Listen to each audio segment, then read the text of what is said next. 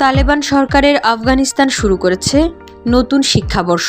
তবে আগের বছরের মতো এবারও দেশটিতে মেয়েদের শিক্ষার সীমাবদ্ধতা বজায় রাখা হয়েছে। ষষ্ঠ শ্রেণীর পর মেয়েদের স্কুলে পড়ার সুযোগ নেই। নতুন শিক্ষাবর্ষ উদ্বোধন উপলক্ষে দেশটির রাজধানী কাবুলে আয়োজিত এক অনুষ্ঠানে তালেবান সরকারের ভারপ্রাপ্ত শিক্ষামন্ত্রী হাবিবুল্লাহ আঘা ঘোষণা দিয়েছেন, দেশটির শিক্ষা ব্যবস্থায় বড় পরিবর্তন আসছে। তিনি জানান, স্কুলের সিলেবাস পুনরায় পরীক্ষা করে যেসব বিষয় ইসলাম ও আফগান সংস্কৃতি পরিপন্থী পাওয়া যাবে তা বাদ দেওয়া হবে।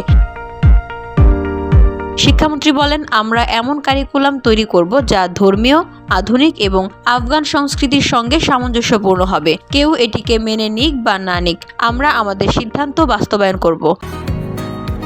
বসুন্ধরা, উত্তরা, বনশ্রী, কুড়িল ও বাড্ডা সহ রাজধানীর বিভিন্ন স্থানে অভিজাত ও অত্যাধুনিক মানের ফ্ল্যাট কেনার এক নির্ভরযোগ্য প্রতিষ্ঠান pleasant properties limited.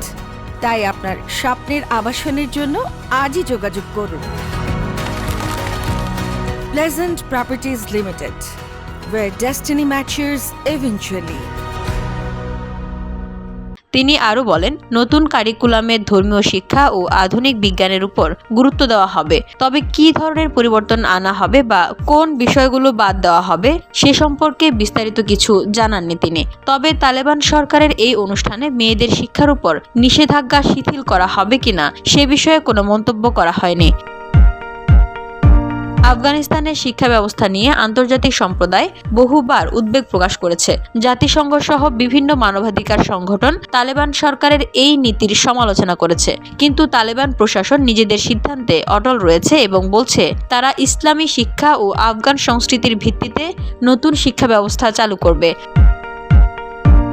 VOD Bangla news desk.